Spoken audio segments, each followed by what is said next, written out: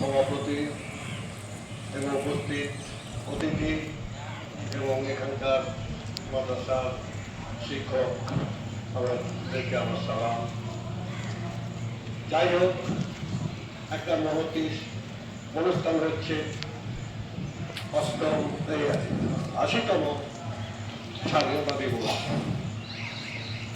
এই স্বাধীনতা আমরা পেয়েছি অনেক কষ্টের মধ্য দিয়ে,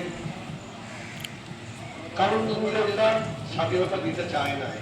তারা শাসন করেছে, শোষণ করেছে, ডিভাইড বাই দ্য রুল, ভাগ করে শাসন করো। মুসলমানদের মধ্যে ভাগ করেছে, হিন্দুদের মধ্যে ভাগ করেছে। এটা তাদের স্বাধীনতা। এগিয়ে নিয়ে যাওয়াতে স্বাধীনতা আনতে অনেক বেগ পেতে হয়েছে। তো আজও চলছে, আমরা স্বাধীনতা পেয়েছি। আজকে 80 বছর পর আমাদের প্রমাণ করতে হচ্ছে আমরা ভারতবাসী। এটা আমাদের লজ্জা, আমাদের দুঃখ, আমাদের কষ্ট।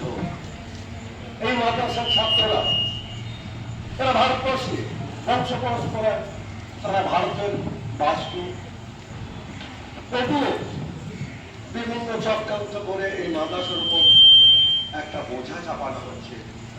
এই ছাত্ররা এরা ভারতবাসী, এই ভারতবর্ষেরই একটা অংশ।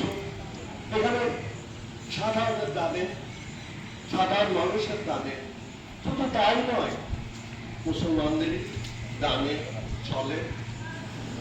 তো আপনারা দেখছেন এই ছাত্ররা কিভাবে সুসংগঠিত, সুশৃঙ্খল, আদব কায়দার মধ্যে বড় হচ্ছে। এরা নিশ্চয় খারাপ কাজ কিছু করতে পারে না, তবু এদেরকে দাগিয়ে দেওয়া হচ্ছে উপরপন্থী বলে। এবং বিভিন্ন মাদ্রাসায়, হ্যাঁ, আমি খুব সমর্থন করি সরকার যে কাজটা করছে, পরিচর্যা, আইনের হিসাব কোথা থেকে আসছে, কেমন করে পড়ানো হচ্ছে। হ্যাঁ, কিছু মাদ্রাসায় কিছু অঘটন ঘটেছে, বিভিন্ন মাদ্রাসা তারা তার জন্য ওটা মাদ্রাসা মৌলানা সমাজ, মাদ্রাসা সমাজ বা মাদ্রাসা, টোটাল মাদ্রাসা দায়ী হতে পারে না। হ্যাঁ, কিছু হয়েছে, হয় নাই কারো আমাদের চোখের সামনে হয়েছে, আমাদের কাছাকাছি হয়েছে, কিন্তু দাগিয়ে দেওয়া এটা তো ঠিক নয়। তাই আমি অনুরোধ করব সরকারের কাছে যে তারা আসুক, দেখুক ছাত্ররা নম্র ভদ্র ভাবে কিভাবে এরা তৈরি হচ্ছে। এই মাদ্রাসা যদি না থাকতো, আমার মনে হয় এই ছাত্রগুলো ওদের শিক্ষার আলো কোথা কিনা জানি না। তাই আমি অনুরোধ করবো সরকারের কাছে, এই সমাজ মাধ্যমের, সোশ্যাল মিডিয়ার মাধ্যম দিয়ে, যে সরকার এটাকে দেখুক, বুঝুক যে ছাত্ররা কোথা থেকে এসেছে, কিভাবে বড় হচ্ছে। তা আজকের যে অনুষ্ঠানটা পরিচালনার কোনো অংশে কম নয়। সাধারণ সরকারি মাদ্রাসা স্কুলগুলো যে ধরনের উদযাপন হয়, এখানেও তার অংশগুলো কম নয়। এরা খুব ভালো, সুন্দরভাবে, সুশৃঙ্খলভাবে এই অনুষ্ঠানটা সাধন করেছে। আগামীতে আরো ভালোভাবে করবে এই আশা রাখছি। এবং শিক্ষকরা এবং শিক্ষকদের কাছে আমি অনুরোধ করবো এই ছাত্রদের প্রতি সহনশীল হয়ে এরা যেন আরো ভালো, সুশৃঙ্খল ভাবে আদব কায়দার মধ্যে চলতে পারে।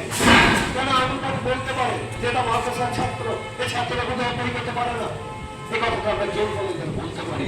আমি অনুরোধ করবো শিক্ষকদের কাছে তারা যেন সেইভাবে আদব কায়দার মধ্য দিয়ে এবং সুশৃঙ্খল সমাজ গঠনের মধ্য দিয়ে এই ছাত্রদেরকে তৈরি করেন, যেন সমাজের একটা বড় কিছু হয়ে যায়। আর একটা শেষে অনুরোধ করবো এই ছাত্রদের কাছে, এবার তোমরা ঠিকই পড়েছো, তোমরা আরবি শিক্ষা করছো, ধর্ম শিক্ষা করছো, তার সঙ্গে সঙ্গে ইদানিং কালে প্রত্যেকটা মাদ্রাসায় বাংলা, অঙ্ক, ইংরেজি, ভূগোল, বিজ্ঞান সমস্ত কিছু শিক্ষা হচ্ছে। এই শিক্ষা শিক্ষিতে তোমরা দাঁড়িয়ে থাকবে না, থেমে থাকবে না, যে কোনো দিকে এগিয়ে যাবে, আমি এটা আশা রাখবো। ব্যবসা বাণিজ্য, মেকানিক, কম্পিউটার, ইঞ্জিনিয়ার, ডাক্তার সমস্ত কিছু হওয়ার চেষ্টা থাকবে, তার আশা। কারণ একটা জিনিস আশা করতে হবে, এই আশার মধ্য দিয়ে আমি এগিয়ে যাবো। আমি যদি এগিয়ে যাবো তাহলে হবে না। কারণ তোমার বাবা মারা খুব আশা করে এখানে দিয়েছে, সেই তাদের সেই মা বাবার ভালোবাসা এবং শিক্ষকদের ভালোবাসার মধ্য দিয়ে তোমরা গড়ে ওঠো। এই আশা রেখে আমি তোমার বক্তব্য শেষ করছি।